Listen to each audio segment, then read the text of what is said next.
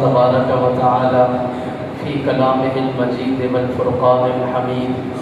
اعوذ باللہ من الشیطان الرجیم. بسم اللہ الرحمن الرحیم. لقد من اللہ علی المؤمنین اذ بعث فیہم رسولا منہم یتلو علیہم آیاتہ ویزکیہم ویعلمہم الکتاب والحکمہ. صدق اللہ مولانا العظیم. بلغ العلا بکمالہ کشف الدجی بجمالہ حسنت جمیع خصالہ صلوا علیہ وآلہ. سارے حضرات مل کے پڑھیں الصلاۃ والسلام علیک یا سیدی یا رسول اللہ. الصلاۃ والسلام علیک یا سیدی یا حبیب اللہ. الصلاۃ والسلام علیک یا سیدی یا نبی اللہ وعلی آلک واصحابک یا سیدی یا نور اللہ.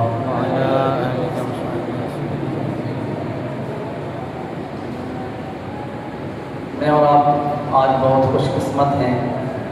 اللہ رب العزت کے پاک گھر میں اس کے پیارے حبیب صلی اللہ علیہ وسلم کا ذکر کرنے کے لیے جمع ہوئے ہیں. دل سے دعا کریں اس تقریب سعید کے اہتمام میں جتنے لوگوں نے دام درہم قدم صبح میں جس انداز سے بھی حصہ شامل کیا ہے اور مجھ سمیت جتنے لوگ ذکر رسول سننے کے لیے حاضر ہوئے ہیں، اللہ تعالیٰ سب کو میلاد کے صدقے سے دین دنیا کی ساری بھلائیاں عطا فرمائے. نبی کریم صلی اللہ تعالیٰ علیہ وسلم کے ذکر کے 3 فیض ہیں. پہلا فیض ہے کفاءۃ الہموم.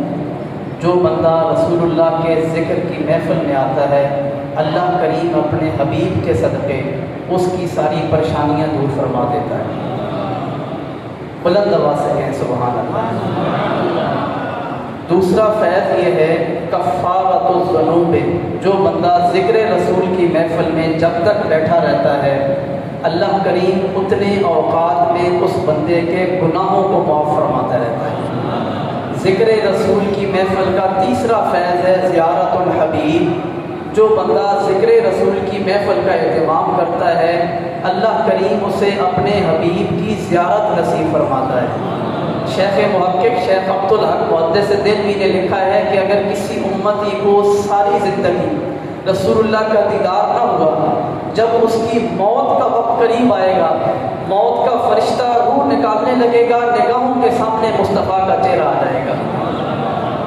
آپ مجھے بتائیے گا کہ موت کے وقت میں جب سرکار کا چہرہ نگاہوں کے سامنے آ جائے تو پھر کسے موت کی تکلیف ہو؟ اللہ تعالیٰ قرآن کریم میں فرماتا ہے کہ زلیخا کو خواتین نے تانا دیا کہ تم ایک نوجوان غلام کے پیچھے دیوانی ہوئی پھرتی ہے. زلیخا کہنے لگی تم نے یوسف کو دیکھا جو نہیں ہے، اس لیے تم باتیں کرتی ہو. تم یوسف کو دیکھ تو لو ایک دفعہ. اس نے اہتمام کیا، سب کو بٹھایا، ہاتھ میں چھریاں اور پھل پکڑا دیے. یوسف علیہ السلام گزرے. اللہ تعالیٰ فرماتا ہے وَقَطَّعْنَ أَيْدِيَهُنَّ وَقُلْنَ حَاشَ لِلَّهِ مَا هَٰذَا بَشَرًا. انہوں نے پھل کاٹنے کی بجائے اپنی انگلیاں کاٹ ڈالی اور کہنے لگے کہ اللہ کی قسم یہ تو انسان لگتا ہی نہیں ہے. یوسف علیہ السلام کو دیکھ کر انگلیاں کاٹ ڈالی خواتین نے، لیکن انہیں درد کا احساس نہیں ہوا.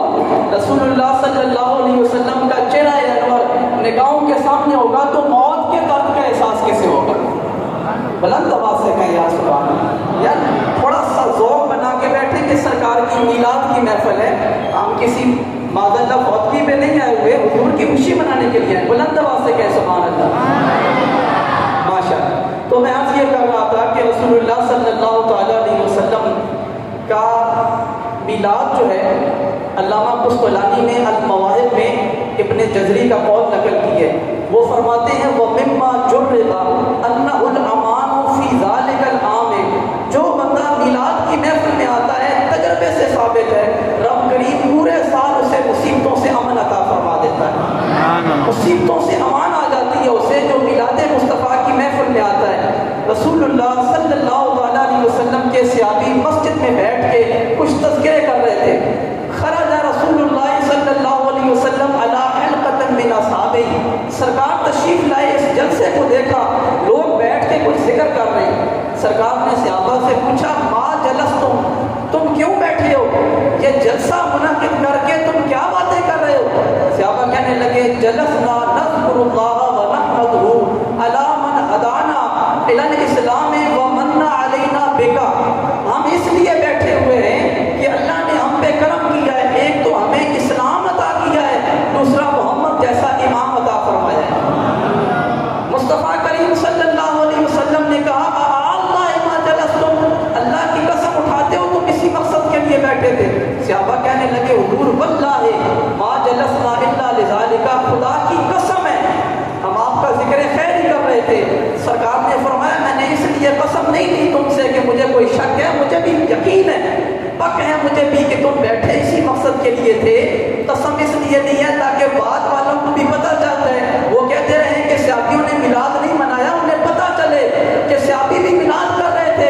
رسول اللہ نے فرمایا میں اندر بیٹھا تھا، جبریل میرے پاس آئے، انہوں نے مجھے بتایا کہ اللہ عرش پہ فرشتوں کے سامنے فخر کر رہا ہے کہ مسجد نبوی بیٹھ کے آپ کے صحابہ آپ کے میلاد کے تذکرے کر رہے ہیں۔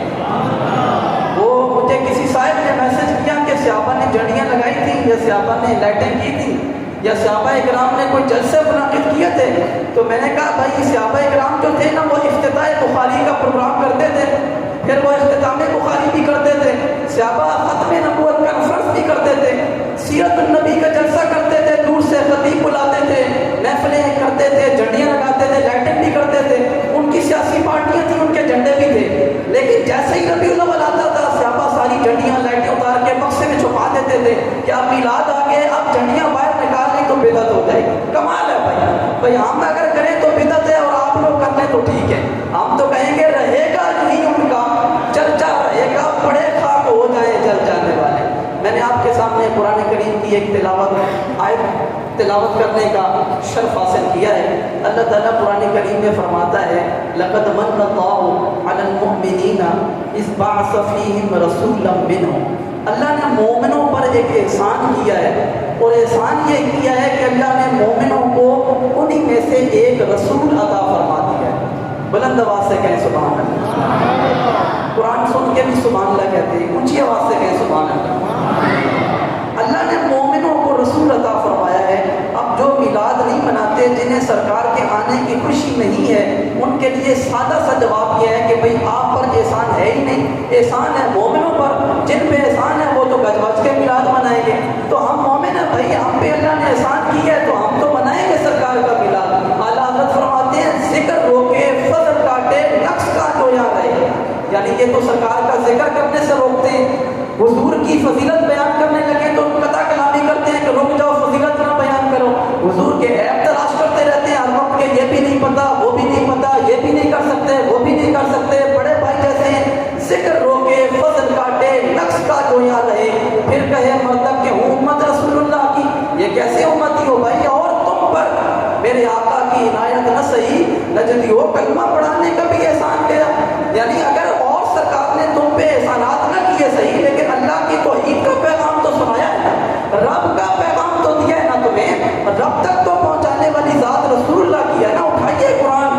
اللہ فرماتا ہے قل هو اللہ احد، اے حبیب آپ کہیں اللہ ایک ہے، باری تعالیٰ تو خود کہہ دے میں ایک ہوں، فرمایا نہیں حبیب میں اپنا تعارف بھی تیرے وسیلے سے کرواؤں گا تاکہ ان سب کو پتہ چل جائے میں خدا ہو کے اپنا آپ مصطفیٰ کے وسیلے سے نہیں بتاتا، تم ہوتے کون ہو مصطفیٰ کا وسیلہ چھوڑ کے خدا تک جانے والے؟ اونچی آواز سے کہہ دیں سبحان اللہ، بار بار کہنا پڑتا ہے آپ کو، ایسا تو نہ کریں۔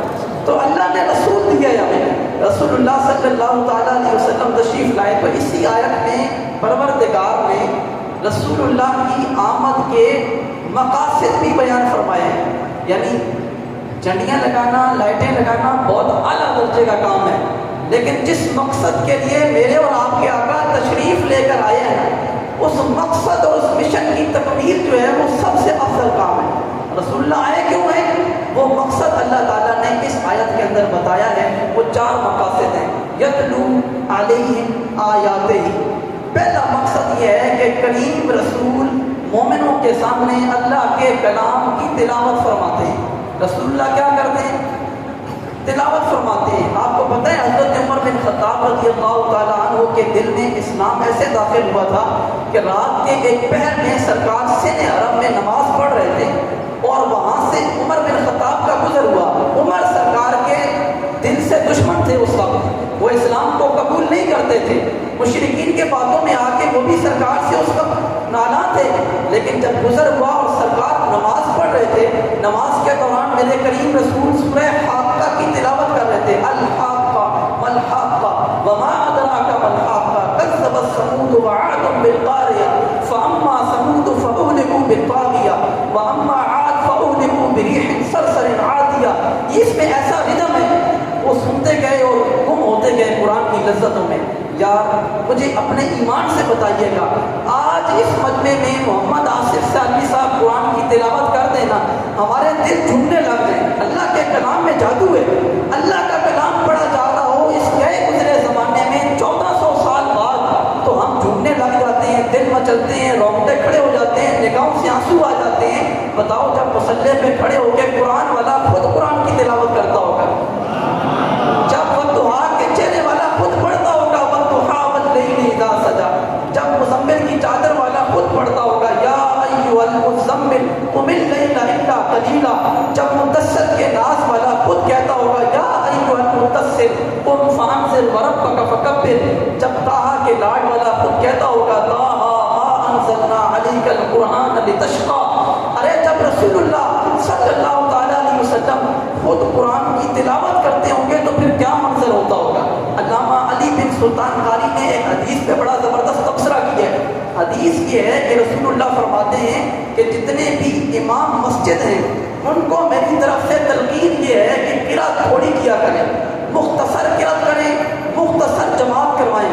لمبی قرأت کرو گے تو کوئی بیچارہ دن بھر مزدوری کر کے آیا ہے، کوئی بیچارہ سارا دن تھکا ہوا کسی کام سے ہے، کوئی بیمار ہے، کوئی کمزور ہے، کوئی بوڑھا ہے، آپ کے پیچھے سارے لوگ کھڑے ہوئے ہیں. امام کو چاہیے قرأت کو مختصر کرے. خود رسول اللہ صلی اللہ علیہ وسلم نے یہ بات کہی، پھر سرکار مصلی پہ کھڑے ہوئے، سرکار نے شروع کر دیا والطور وکتاب مسطور فی رق منشور. اب یہ 1.5-2 صفحات پہ مشتمل صورت ہے. اتنی صورت سرکار نے تلاوت کر دی. علامہ علی بن سلطان قاری کہتے ہیں سوال یہ ہے کہ رسول اللہ ہمیں تو کہہ رہے ہیں تھوڑا پڑھایا کرو، خود سرکار لمبی لمبی صورتیں پڑھ رہے ہیں، کیا وجہ ہے؟ کیا خوبصورت تبصرہ ہے. وہ فرمانے لگے بھائی وہ حکم میرے اور آپ کے لیے ہے جن کی تلاوت میں وہ جادو نہیں ہے. رسول اللہ جب قرآن کی تلاوت کرتے تھے بیمار کی بیماری دور ہو جاتی تھی، جو بیچارہ کمزور ہوتا تھا اس کی کمزوری دور ہو جاتی تھی، جو تھکا ہوا ہوتا تھا اس کی قرآن کو سن کے تھکاوٹ دور ہو جاتی تھی. سرکار تلاوت کرتے ہوں تو منظر ہی کیا ہوگا. عمر بن خطاب کھڑے ہو کے سن رہے ہیں. حضرت عمر نے کہا یار یہ کتنا بڑا شاعر ہے. اسی وقت سرکار نے اسی صورت کے آگے الفاظ ہیں وما هو بقول شاعر قلیلا ما تؤمنون، یہ کسی شاعر کا کلام نہیں ہے. حضرت عمر چونکے، انہوں نے کہا یار میں نے تو یہ بات ابھی دل میں کہی تھی اور اس بندے کو کیسے پتہ چل گئی. کہنے لگے کتنا بڑا جادوگر ہے، کتنا بڑا کاہن ہے. اسی وقت سرکار نے پڑھا وما هو بقول کاہن، یہ کسی جادوگر کا بھی کلام نہیں ہے، تنزیل من رب العالمین، رب العالمین کا کلام ہے. رب العالمین کا. عرب میں دستور یہ تھا کہ جب وہ کوئی شعر لکھتے تھے نا، اچھا قصیدہ لکھتے تھے، قصیدہ جب مقابلے میں اعلیٰ درجے پہ آتا تھا اس قصیدے کو فریم کروا کے کعبے کی دیوار پہ لٹکا دیا جاتا تھا. لوگ حج کرنے آتے تھے، دیکھتے تھے، قصیدے کی تعریف کرتے تھے، بھائی کیا شاعری کی ہے بندے نے. جب تک اس سے اچھا قصیدہ نہیں لکھا جاتا تھا تب تک وہ والا قصیدہ کعبے کی دیوار پہ لٹکا رہتا تھا. 7 قصیدے مشہور ہیں السبع المعلقات کے نام سے. ہم جو درس نظامی پڑھتے ہیں عالم کورس، اس کے 4تھے درجے میں یہ کتاب پڑھائی جاتی ہے السبع المعلقات، 7 لٹکے ہوئے قصیدے. یعنی یہ وہ 7 قصیدے ہیں جو شاعری کے اعلیٰ معیار پہ ہیں، جو کعبے کی دیوار پہ لٹکا کرتے تھے کسی زمانے میں. پھر قرآن نازل ہوا. اللہ کے رسول صلی اللہ علیہ وسلم نے صحابیوں سے کہا سورہ کوثر کو لکھو، انا اعطیناک الکوثر فصل لربک وانحر ان شانئک هو الابتر. یہ سب سے مختصر صورت ہے قرآن کریم کی، 3 آیات پر مشتمل. اس صورت کو لکھا گیا، کعبے کی دیوار پہ لٹکا دیا گیا. حاجی کئی سال تک آتے رہے، جب وہ دیکھتے تو وہ کہتے ما ھذا قول البشر، خدا کی قسم کسی انسان کا کلام نہیں ہوتا. کسی انسان کا تو لگتا پتہ ہی نہیں ہے یہ کلام، یہ شان تھی. یتلو علیہم آیات ہی، پہلا مقصد سرکار کا ہے قرآن کی تلاوت کرنا. میں اور آپ کیا کرتے ہیں؟ ہم نے آج کل زور دیا ہوا ہے نعت خوانی پہ، صبح سے لے کے شام تک نعت خوانی، شام سے لے کے فجر تک نعت خوانی. بھائی نعتیں سرکار کی سر آنکھوں پہ، کوئی شک نہیں ہے. مجھے بتاؤ، اما عائشہ صدیقہ کے پاس لوگ چلے گئے، انہوں نے کہا اے ہم سب مومنوں کی ماں، ہمیں ذرا حضور کی کچھ تعریف تو سنائیں، سرکار کی کچھ نعت تو سنائیں، سرکار کا کوئی وصف تو بیان کریں. کیا خوبصورت جواب دیا اما نے. ہم سب مومنوں کی ماں اما عائشہ کہنے لگی کانا کھلو قول قرآن، جاؤ اپنے گھر میں قرآن اٹھا کے پڑھو، قرآن سے پڑھ کے رسول اللہ کی نعت ہو ہی کوئی نہیں سکتی. بھائی مجھے اپنے ایمان سے بتائیے گا، ایک نعت لکھی ہے حسان بن ثابت نے، ایک نعت لکھی ہے علامہ جامی نے، ایک نعت لکھی ہے مولانا حسن رضا خان صاحب نے، ایک نعت لکھی ہے اعلیٰ حضرت امام احمد رضا نے، اور ایک نعت وہ ہے جو خود کائنات کے خدا نے لکھی ہے. مجھے بتاؤ ان انسانوں کی نعتیں اعلیٰ درجے کی ہیں یا خدا کی نعت اعلیٰ درجے کی؟ بتائیں. اس لیے رسول اللہ صلی اللہ علیہ وسلم کا پہلا مقصد تھا یتلو علیہم آیات ہی. سرکار کیا کرتے تھے؟ وہ قرآن کی تلاوت کرتے تھے. کسی مجمع میں جب لوگ اکٹھے ہوتے تھے، سرکار وہاں کھڑے ہو کے قرآن کی تلاوت شروع کر دیتے تھے. قرآن ایسی چیز ہے جس نے لوگوں کے دل کھینچ کے اسلام کے ساتھ جوڑ دیے. قرآن نہ ہوتا تو کبھی لوگ نہ جڑتے. یہ اللہ کا کلام ہے، اس میں تاثیر ہے، وہ روب ہے اس کے اندر جو کسی اور کلام کے اندر نہیں ہے. کلام الملک، ملک الکلام ہے. بادشاہ کا جو کلام ہوتا ہے وہ کلاموں کا بھی بادشاہ ہوتا ہے. نبی کریم صلی اللہ علیہ وسلم کا دوسرا مقصد، اللہ تعالیٰ نے قرآن کریم میں فرمایا وَيُعَلِّمُهُمُ الْكِتَابَ. سرکار قرآن پڑھتے بھی ہیں، حضور قرآن کی تعلیم بھی دیتے ہیں. اب کہیں سبحان اللہ. ہاں جاگ کے بیٹھے، ذرا بلند آواز سے کہیں سبحان اللہ. ہاں جی، اب اگر آپ کے خلاف باتیں ہو رہی ہیں تو مائنڈ نہیں کرنا، ہم تقریر ایسے ہی کرتے ہیں. قرآن کی تعلیم دیتے تھے سرکار. کیا کرتے تھے؟ قرآن کی، آپ بولیں ذرا، قرآن کی. ہاں نبی کریم صلی اللہ تعالیٰ علیہ وسلم کا مشن ہے وَيُعَلِّمُهُمُ الْكِتَابَ. قرآن سکھاتے تھے سرکار. میرے رسول پاک صلی اللہ علیہ وسلم فرماتے ہیں ان اللہ یرفع بہذا الکتاب اقواما ویضع به آخرین. قیامت تک کے لیے اللہ کریم نے عزتیں قرآن کے ساتھ جوڑ دی ہیں. جس کا تعلق قرآن سے جڑے گا اللہ تعالیٰ اسے اس جہان میں بھی عزیز کرے گا، حشر کے دن بھی عزتوں سے نواز دے گا. دنیا میں اہل قرآن کا کیا سٹیٹس ہے؟ رسول اللہ فرماتے ہیں اِنَّ لِلَّهِ أَهْلِينَ مِنَ النَّاسِ. کچھ لوگ دنیا میں اللہ کے گھر والے ہیں. اِنَّ لِلَّهِ أَهْلِينَ مِنَ النَّاسِ. کچھ اللہ کے گھر والے ہیں. صحابہ نے پوچھا من ہم یا رسول اللہ، اے اللہ کے رسول کو کون خوش نصیب ہیں جو اللہ کے گھر والے ہیں؟ فرمایا ہم اہل القرآن وخاصتہ. صرف اور صرف اس کائنات میں قرآن والے ہیں وہ سارے رحمان والے ہیں. خدا کے گھر والے وہ ہیں کہ جن کا تعلق قرآن کے ساتھ ہے.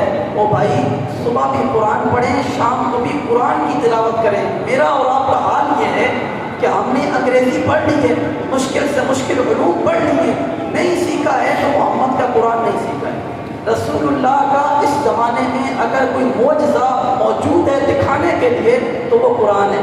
یعنی آج بھی اگر کوئی شخص ہم سے سرکار کی نبوت پر دلیل طلب کرے، اسے قرآن لا کے سامنے رکھ دیں، اسے کہیں یہ کتاب ایسی ہے کہ اس نے قیامت تک کی خبریں دے رکھی ہیں، تم نے سائنسی ایجادیں آج کی ہیں، قرآن نے کئی برسوں پہلے بتا دیا تھا کہ یہ کام ہونے ہیں اور وہ ہو رہے ہیں. بھائی یہ قرآن ایسا معجزہ ہے، جب سے تشریف لایا ہے اس کی زبر زیر پیش بھی تبدیل نہیں کی جا سکی ہے. اللہ کا معجزہ ہے یہ قرآن. تو رسول اللہ کا مشن کیا ہے؟ قرآن کی تعلیم دینا. اپنی ایمانداری سے بتائیے گا کہ اگر آپ کے والد بہت زیادہ بیمار ہو جائیں، اتنے بیمار ہو جائیں والد صاحب کے بول نہ سکیں زبان سے، وہ ایک پرچی پہ لکھیں کہ مجھے پیاس لگی ہے مجھے پانی دے دو، مجھے پیاس لگی ہے مجھے پانی دے دو. ایک پرچی پہ لکھ کے آپ کے والد آپ کو پکڑائیں. آپ کیا کریں؟ آپ پرچی کو پکڑیں، بسم اللہ الرحمن الرحیم مجھے پیاس لگی ہے مجھے پانی دے دیں، بسم اللہ الرحمن الرحیم مجھے پیاس لگی ہے مجھے پانی دے دیں. آپ پڑھیں، پھر اس کو چومیں، آنکھوں سے لگائیں، سینے سے لگائیں، پرچی لپیٹیں، جیب میں ڈال کے بیٹھ جائیں. ابو کو پانی نہ پلائیں. ابو آپ پہ راضی ہوگا یا ناراض ہوگا؟ ابو کہے گا بدبخت آدمی، میں نے تجھے لکھ کے دیا مجھے پیاس لگی ہے پانی دے، تو اس کی ریڈیں کیے جا رہا ہے بھائی پانی دے دو پانی دے دو، دے نہیں رہا پانی. اٹھ کے میں اور آپ کیا کر رہے ہیں قرآن کے ساتھ؟ یہی کرتے ہیں. ہم تلاوت کرتے ہیں واقعی الصلاۃ وآتوا الزکاۃ ورکعوا مع الراکعین. پھر قرآن کہتا ہے نماز پڑھو اور ہم پھر نماز نہیں پڑھتے. قرآن کہتا ہے زکوٰۃ دو، ہم پھر زکوٰۃ بھی نہیں دیتے. قرآن کہتا ہے کہ والدین سے اچھا سلوک کرو، ہم وہ بھی نہیں کرتے. ریڈیں کر رہے ہیں، ثواب بھی لے رہے ہیں قرآن پڑھ کے، سارا کچھ کرتے ہیں. خدا کی عزت کی قسم منبر رسول پہ بیٹھا ہوں، قرآن اس مقصد کے لیے نازل نہیں ہوا کہ تمہارا کوئی مر جائے تو تم ایسا کی سارے ثواب کرنے کے لیے پڑھو. بالکل بھی نہیں نازل ہوا. یہ ایک ثانوی مقصد ہے. قرآن سے ثواب ملتا ہے، اسے انصار کیا جا سکتا ہے، یہ مقصد ہے. لیکن قرآن جب نازل ہوا ہے یہ میری اور آپ کی تربیت کے لیے نازل ہوا ہے. بھائی ہمیں زندگی دینے کے لیے آیا ہے. کیا خوبصورت تبصرہ کیا ہے اقبال نے. اقبال کہتے ہیں ببندے صوفی و ملا نصیری حیات از حکمت قرآن نگیری بآیا تشکرہ کارے جزی نیست کہ از یاسین او آسان بگیری. اس نے کہا کہ تم جاہل آدمیوں کے ہاتھوں میں پھنس کے رہ گئے ہو اور تم صبح سے لے کے شام تک قرآن کے علاوہ دیگر مشاغل میں مصروف رہتے ہو. اور خدا کے بندو قرآن سے تمہارا اتنا تعلق ہے کہ از یاسین او آسان بگیری. تمہارا کوئی بوڑھا مرنے لگتا ہے تم بیٹھ کے یاسین پڑھنا شروع کر دیتے ہو کہ اس کی روح جلدی نکل جائے. یاسین پڑھتے ہو کہ جلدی مر جائے. یہ قرآن تمہیں زندگی دینے آیا تھا، تم نے اس سے بھی مرنا سیکھا ہے، جینا نہیں سیکھا. خدا کے بندو قرآن زندگی دینے کے لیے آئے. اب ایک دوسرے پہلو کی طرف آپ کی توجہ دلانا چاہتا ہوں. ایک دفعہ بلند آواز سے کہہ دیں سبحان اللہ. اجازت ہو تو پانی کے گھونٹ بھر لو، تب تک آپ خوش نہیں پڑتے.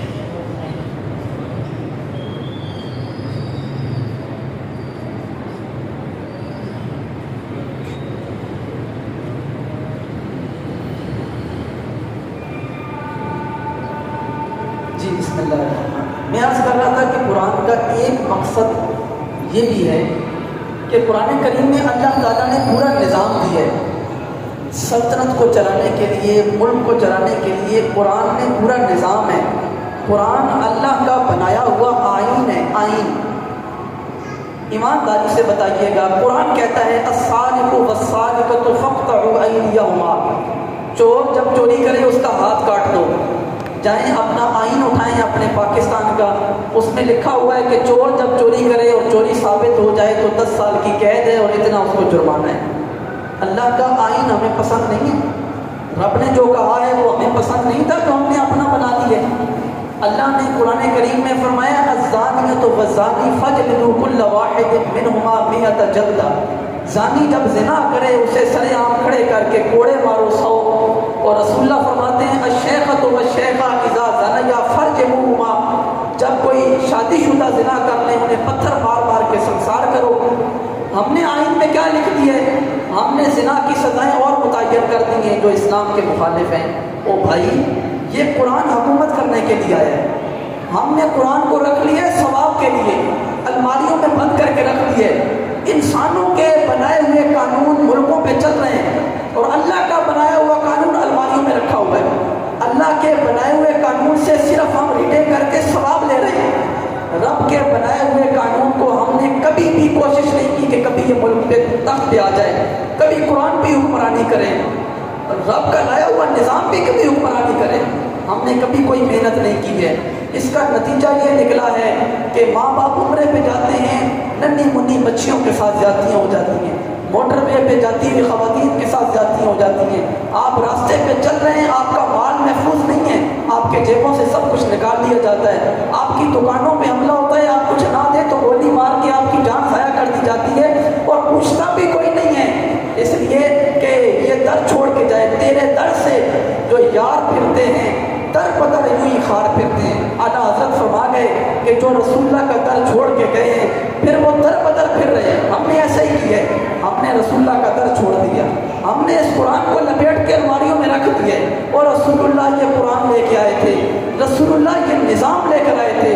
خدا کی قسم جتنا عرصہ سرکار مکی زندگی میں رہے حضور پر ظلم ہوتے رہے، سرکار کو پتھر مارے جاتے رہے، راہوں میں کانٹے بچھائے جاتے رہے. حضور سجدے میں تھے، کسی بدبخت نے آ کے سرکار کی گردن پہ نجاستوں سے بھری ہوئی اونٹ کی اوجڑی رکھ دی.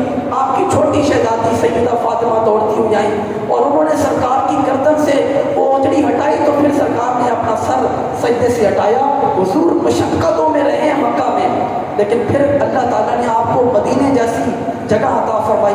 سرکار مدینے پہنچ کر حضور نے اپنی ریاست قائم کی, سرکار نے اپنا اسٹیٹ قائم کیا, ملک قائم کیا. جب تک دین ملک پر حکمرانی نہیں کرے گا تب تک دین کا کوئی فائدہ نہیں ہے. لکھ لیں اپنی بات, جو دین حکومت نہیں کر سکتا ہے اس دین کو بے شک آپ آگ لگا دو, اس دین کا کوئی فائدہ نہیں ہے. پھر تو ہم غریب التجار ہیں. یزید تو کہتا تھا امام حسین کو کہ آپ کو مدرسہ بنا دیتا ہوں, آپ تبلیغی دورے بھی کریں, مبلغ بن جائیں. لیکن امام حسین نے فرمایا کہ نہیں, میں مسجدوں میں بیٹھ کے سجدے کرتا رہوں, رسول اللہ کا دین پامال ہوتا رہے, تخت پہ حکمرانی کوئی اور کرے, محمد کا قرآن بیٹھ کے میں ریڈنگ کرواتا رہوں, لیکن میں کوئی کوشش نہ کروں کہ رسول اللہ کا نظام کبھی تخت پہ آ جائے. اس لیے اقبال نے کہا تھا, نکل کر خانقاہوں سے ادا کر رسم شبیری. ہم خانقاہوں میں گھس گئے بھائی, ہم نے مدرسے بنائے, ہم قرآن کی تعلیم بھی دے رہے ہیں, لیکن قرآن کا نظام ہم ملک پہ لانے کو تیار نہیں. رسول اللہ جو نظام لے کر آئے وہ نظام ہم ملک پہ لانے کو تیار نہیں ہیں. ہم کبھی بلے کے لیے ناچ رہے ہیں, ہم کبھی تیروں کے لیے ناچ رہے ہیں, ہم کبھی شیروں کے پیچھے بھاگ رہے ہیں. ہماری زندگی کا کوئی مشن اور مقصد نہیں ہے. ہم پھر اور پھر اسی نظام کو ووٹ دیتے ہیں جس نظام میں ہماری بہن بیٹیاں محفوظ نہیں, جس نظام میں میرا اور آپ کا گھر بھی محفوظ نہیں, ہمارے بچوں کا کوئی مستقبل ہی نہیں. یہود و نصارہ کا ہمیں منگتا بنا کے رکھ دیا ان لوگوں نے. رسول اللہ صلی اللہ تعالیٰ علیہ وسلم اللہ کے قرآن میں فرماتے ہیں, وَلَن تَرْضَىٰ عَنْكَ الْيَهُودُ وَلَا النَّصَارَىٰ حَتَّىٰ تَتَّبِعَ مِلَّتَهُمْ. یہود و نصارہ آپ سے اس وقت تک راضی نہیں ہو سکتے جب تک کہ آپ اسلام کو چھوڑ کے ان کا دین قبول نہیں کر لیتے. بس ان کا ایک ہی مشن ہے, اسلام کو مٹا دو. یہ فاقہ کش جو موت سے ڈرتا نہیں ذرا, روح محمدی اس کے بدن سے نکال دو. بڑی محنت کی اس نے روح محمدی نکالنے کی, بڑی حد تک کامیاب بھی ہو گیا ہے. ہمارے بچے کے ہاتھ میں موبائل ہے, پتہ نہیں کیا کچھ دیکھ رہے ہو. ہمارے گھر کی خواتین کے پاس سارے سسٹم موجود ہیں, پتہ نہیں کہاں سے وہ سسٹم لے رہی ہے. سارا نظام انہوں نے کر دی ہے. ہمارے دلوں سے روح محمد کی رخصت ہوئی جاتی ہے. خدا را رسول اللہ کی آمد پہ خوشی ضرور منائیں, لیکن آمد مصطفیٰ کے مقاصد کو بھی اجاگر کریں. رسول اللہ جن مقاصد کے ساتھ تشریف لائے تھے ان مقاصد کے لیے بھی محنت کریں, ان مقاصد کے لیے بھی کوشش کریں. قرآن کے لیے محنت کریں, قرآن خود بھی سیکھیں, سب اچھے قاری بنیں. رب قارئ للقرآن والقرآن یلعنہ. رسول اللہ فرماتے ہیں کہ بہت سارے قرآن پڑھنے والے ایسے ہیں جب قرآن پڑھ رہے ہوتے ہیں تو قرآن ان پہ لعنت کر رہا ہوتا ہے, قرآن لعنت کر رہا ہوتا ہے. کیوں؟ علامہ علی بن سلطان قاری نے لکھا ہے, ایسا مجہول قرآن پڑھتے ہیں بغیر تلفظ کے, بغیر احتیاط کے, بغیر مخارج کے, بغیر محنت کے قرآن پڑھتے ہیں کہ قرآن خود لعنت کر رہا ہوتا ہے کہ بھائی اس سے اچھا تھا تو قرآن نہ ہی پڑھتا. ہم بڑے ایکسنٹ سیکھ لیتے ہیں, تلفظ سیکھتے ہیں دیگر زبانوں کے, نہیں سیکھتے تو محمد کا قرآن نہیں سیکھتے. آپ کے پاس ادارے موجود ہیں, اچھا قرآن سیکھیں, پھر قرآن کے لیے محنت کریں, اپنے اندر ایک لگن پیدا کریں کہ یار مصطفیٰ کا قرآن الماری میں کیوں رکھا ہوا ہے, اللہ کا قرآن الماری میں کیوں رکھا ہوا ہے, یہ رب کا قرآن اس تخت پہ کیوں نہیں آ رہا, یہ قرآن حکمرانی کیوں نہیں کر رہا. کیوں؟ اس لیے کہ جو بڑے بڑے حضرات ہیں, قرآن تخت پہ آ جائے گا تو کسی کی کرپشن نہیں چھپے گی, قرآن تخت پہ آ جائے گا تو حساب کھڑا ہوگا, قرآن تخت پہ آ جائے گا تو مجرم کٹہرے میں کھڑے ہوں گے. اس لیے لوگ نہیں چاہتے کہ قرآن آئے, آپ کو اور مجھے اٹھنا پڑے گا, ہمیں محنت کرنی پڑے گی نظام مصطفیٰ کے لیے. آج کسی بھی ملک کے اندر ہمارا اسلام نافذ نہیں ہے, دین جو ہے وہ غریب الدیار ہے. بدأ الاسلام غریبا ثم بدأ الاسلام غریبا. اسلام کی ابتدا غربت سے ہوئی تھی اور اسلام پلٹ کے غربت میں آ گیا. آج اسلام کا کوئی دیش نہیں. خدا کے لیے کوشش کریں کہ پاکستان اسلام کا دیش بن جائے, پاکستان اسلام کا قلعہ بن جائے, پاکستان وہ ملک بن جائے جس ملک میں اللہ کا قانون نافذ ہو, جس ملک میں اللہ کے قرآن کا قانون نافذ ہو. قرآن نے جو سزائیں متعین کر دی, قرآن نے جو آئین دے دیا, بس وہ آئین ہمارے لیے سب سے معتبر ہونا چاہیے. ہماری آنکھیں اس آئین پہ ٹھنڈی ہونی چاہیے, ہمارے سر اسی آئین پہ جھکنے چاہیے. آنے والے الیکشن میں اگر آپ ووٹ دینا چاہیں کسی ایسی جماعت کو دیں جو قرآن کے لیے محنت کر رہی ہو, جو نظام مصطفیٰ کے لیے محنت کر رہی ہو. اللہ کریم مجھے آپ کو عمل کی توفیق عطا فرمائے. وآخر دعوانا الحمد للہ رب العالمین.